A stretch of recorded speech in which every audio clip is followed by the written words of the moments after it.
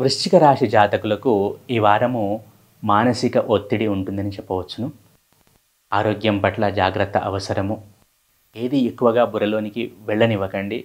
టెన్షన్స్‌కి దూరంగా ఉండే ప్రయత్నం చేయండి వృశ్చిక రాశి జాతకులకు. ముఖ్యమైన సూచన ఇది.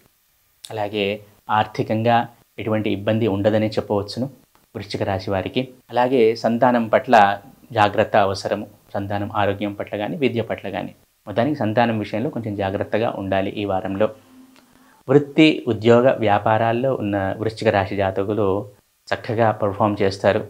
వారి ప్రతిభను చాటుకుంటారు. అలాగే విద్యార్థులైన వృశ్చిక రాశి జాతకులు చాలా చక్కగా చదువుతారు. ఏకాగ్రతతో చదువుతారు.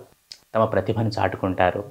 అలాగే భార్యాభర్తల మధ్య చిన్న చిన్న పొరపొచ్చాలు రావడానికి అవకాశం ఉంది.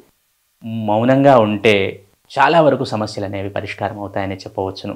చిన్న చిన్న జాగ్రత్తలు తీసుకుంటే వృశ్చిక రాశి జాతకులు ఈ వారంలో వచ్చే సమస్యలను చక్కగా అధిగమించవచ్చు అని చెప్పవచ్చును.